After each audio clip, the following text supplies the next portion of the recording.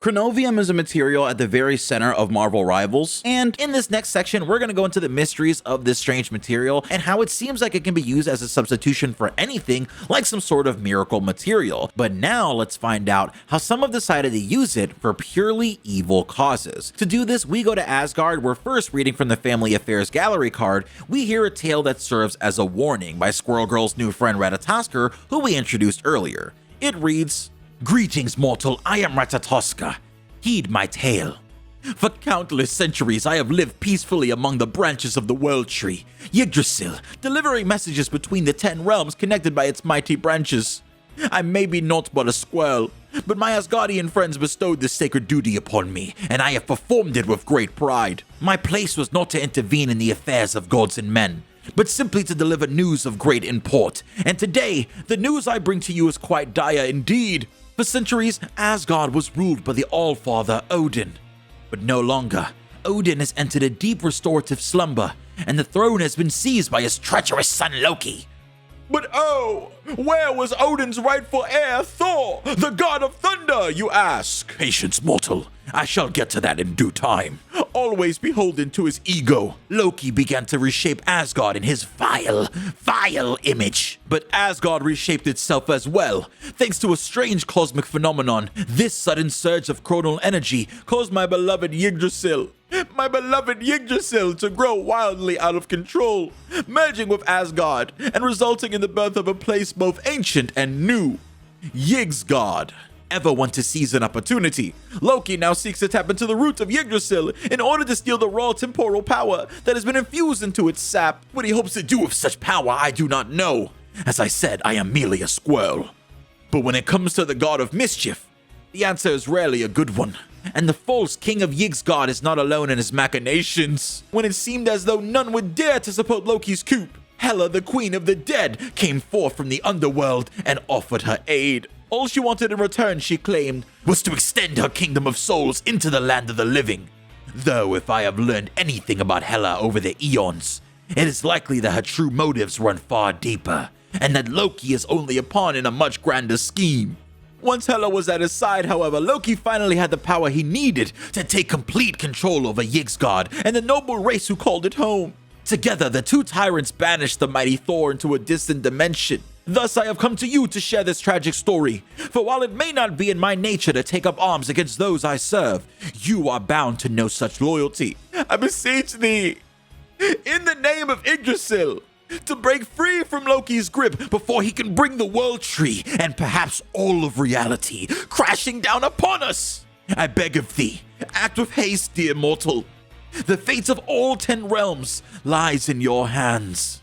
So as you can see, Loki has done the most Loki thing ever. However, if you're wondering why Loki and Hela didn't just end Thor's life, we can look at the description of the Asgardian team-up in-game Ragnarok Rebirth, where it reads, as revenge against the Allfather, Hela once dragged the souls of Odin's young heirs to her realm of the dead. Little did she realize how much chaos the brothers would cause in her domain. She should have expected as much from Loki, but Prince Thor was equally as quarrelsome, earning both royal souls a ban from hell for all of eternity. At the time, the quote from Hela stated, "Begone with you, Odin's sons!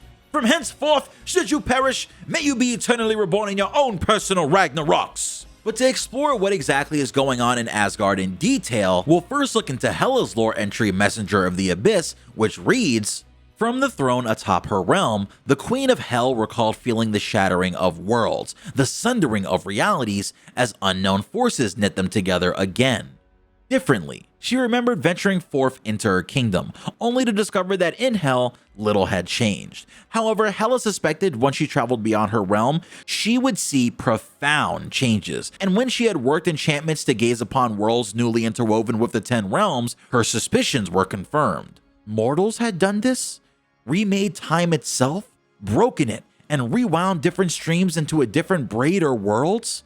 What power was this for men to wield? Immediately, Hela set about scheming a way to make it hers. Now, at roughly the same time, in Loki's destined kingship lore entry, we see his reaction to the Timestream Entanglement. In the immediate aftermath of the reckless mortal's clumsy scrambling of timelines, Loki noticed something quite curious. The sap bleeding from Yggdrasil had a new, particularly magical essence. He began to experiment with it, shape it, concentrate it, intensify it. Time, he discovered, was the very core of his essence, and right away, he conceived an intense desire to visit a future Asgard to see what mischief he might make there. But quickly, he came away not only disappointed, but frightened, and not that he'd ever admit it, saddened. For the future Asgard he beheld was a ruin, its throne broken and cast down, its collections looted, its surviving people grubbing in the ruins to survive. No, Loki thought. Surely, this is not Asgard's only future. So, he brewed the enchantment once more, and discovered an Asgard overrun by Jotun, with Laufey himself grunting on the throne, and Asgard's people little more than bones.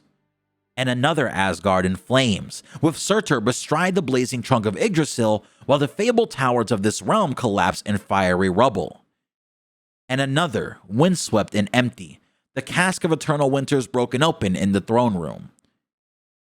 And another, shattered into drifting fragments against a sea of stars. And another, impossibly sunk under an ocean, with vast shadows moving in the moonlit waters above. Hundreds more. Thousands more. Asgard's burned. Asgard's frozen. Asgard's overrun by dark elves, or dwarves, or enemies from Midgard, or the worlds beyond the stars. A Kree-devastated Asgard. An Asgard ravaged by the Eternals. An Asgard ruled by an alien overlord whose minions oozed and sprang like living shadows, hunting down the last of the realm's true subjects. In all of these, Loki did not find the one thing for which he truly searched: himself. And then, at last, an Asgard mighty and unbroken. An Asgard overarched by Yggdrasil's branches and underpinned by Yggdrasil's roots. Her towers shining, her people vibrant and untroubled, her wealth untouched, and her throne occupied by Loki. He reeled back into his own time, mind aflame with the implications of what he had seen. How many destroyed Asgards had he witnessed? After all that, to see the one surviving realm be ruled by himself? Well, Loki thought, the only Asgard that survives this absurd misadventure is one in which my true destiny is at least acknowledged, my primacy accepted, my sovereignty celebrated, as it should be. Now remains the work of bringing this future to pass. Immediately, the crucial points of the plan presented themselves to him. First, of course, he would have to maneuver the Allfather into the deep enchanted slumber of Odin's sleep. Tricky, but he had done it before. The biggest obstacle was making sure that Heimdall didn't notice until it was too late.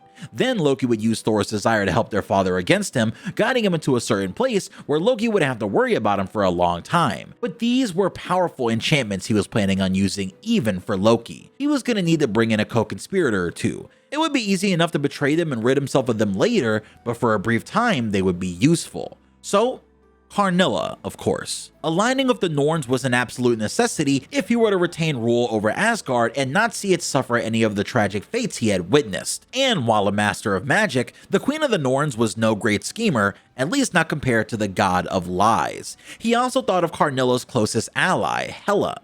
She was family after all, and these kind of things should be kept in the family whenever possible.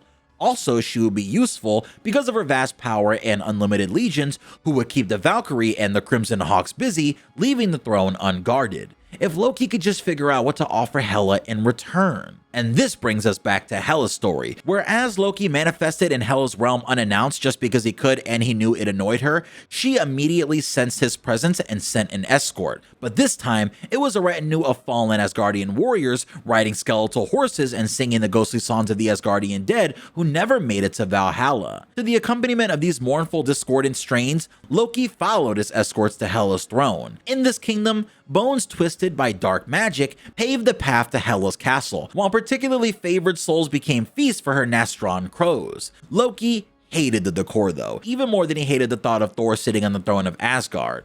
Well, perhaps not that much. And speaking of thrones, Hela sat on hers, regarding him with an imperious and icy stare as he approached and the ghostly retinue vanished. Loki, she said, whatever foolish scheme has brought you here, be assured it will not succeed. Return to your realm and disturb me no further. Oh, sister, great queen. Whenever you call me queen, Loki, or for that matter, sister, I know you want something. Tell me what it is, and spare me the insincere implication that you care about family. Oh, I do very much. Our family rules realms, and we have a responsibility to rule them as well as possible. Unfortunately, we are not currently doing that because I am not ruling Asgard, and you want my help.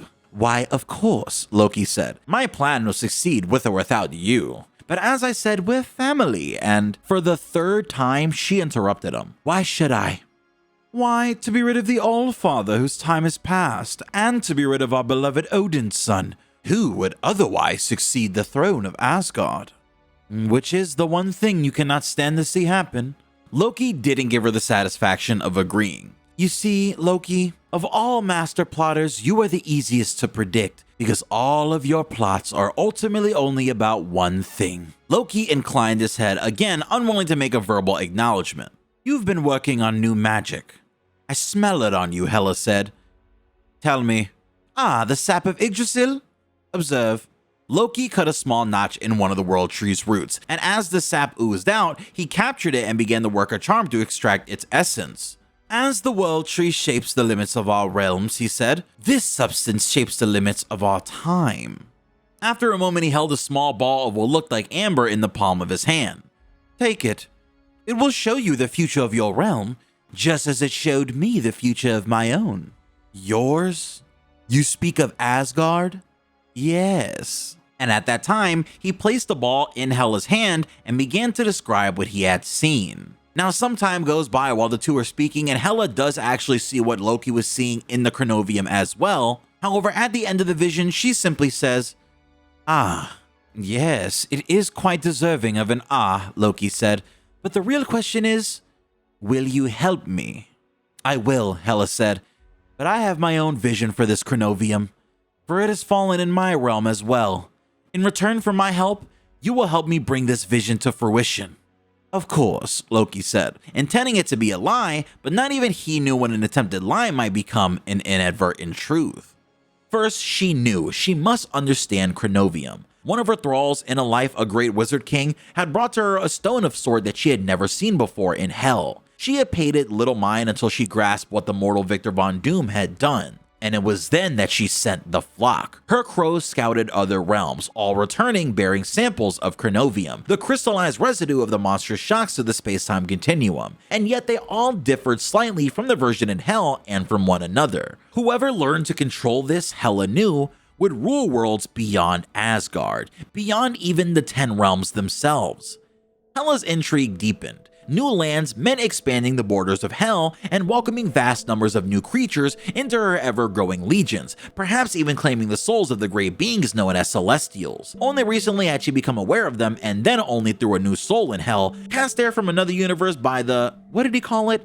The Timestream Entanglement. This pitiful mortal who met their end in the event spilled forth knowledge of vast realms of space filled with fantastic creatures. At a wave of her hand, Hela's crows feasted on the mortal's soul, her mind setting on a new goal. The souls, and thus the power of these great beings, would belong to her, and when they did, she would sweep unchallenged through the 10 realms, uniting them under her banner of Hell. Undoubtedly though, Loki was hatching his own schemes to utilize Chronovium to increase his own power and ensure Asgard never slipped from his grasp. But Loki's schemes never worried Hela, because often his petty obsessions benefited her by causing conflicts that added to her legion. At some point, she suspected he would approach her proposing some sort of arrangement, perhaps an alliance. Perhaps she would consent and they would begin the dance of waiting for the right moment to betray each other. Oh, the joys of family. Until then, she would proceed with her own plans, which led her to the current moment as she heard from a messenger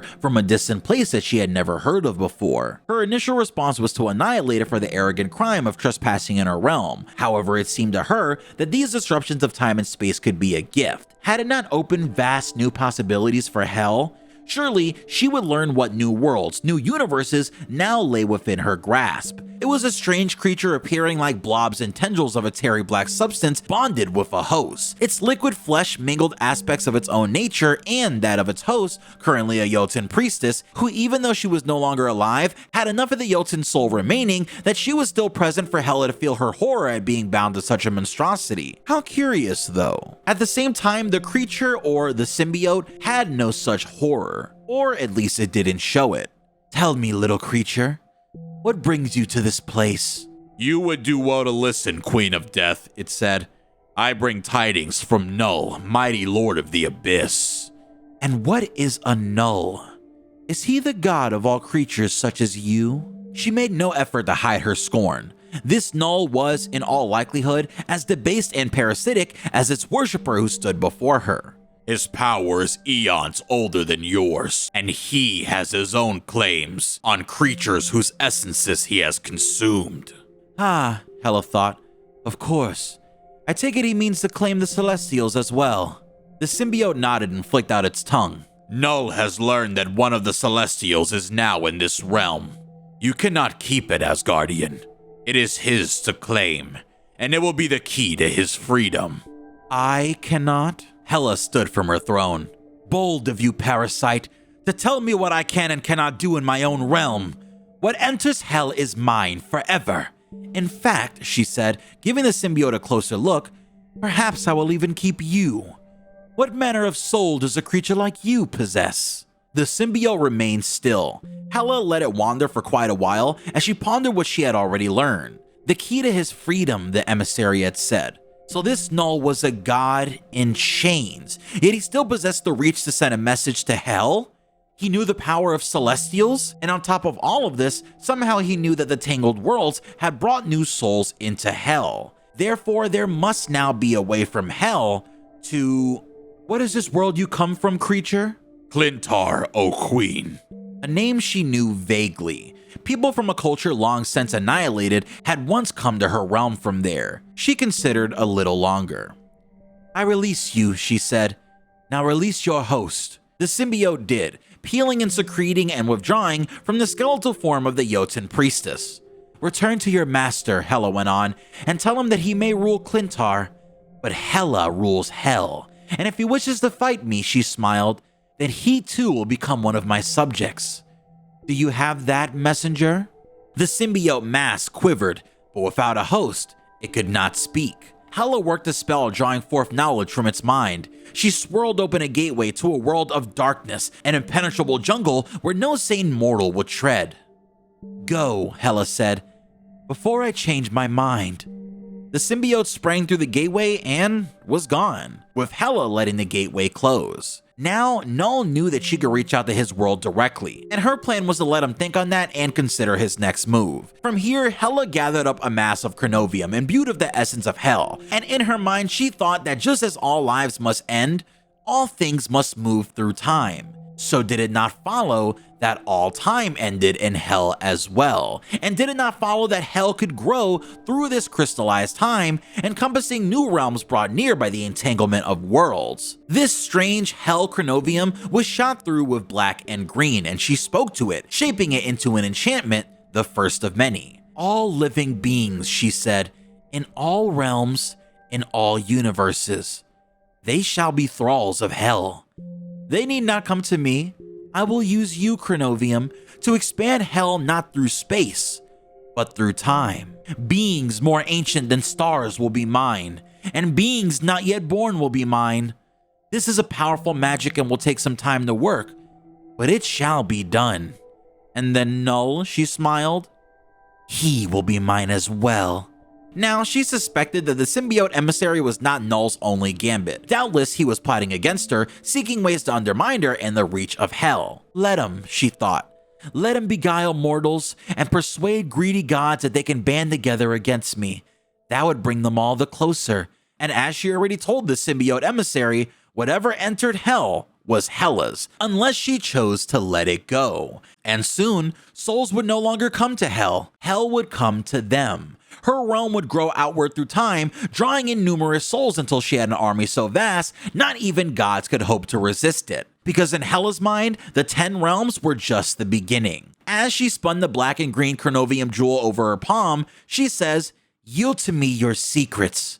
Bring to me the future, as I already rule the past."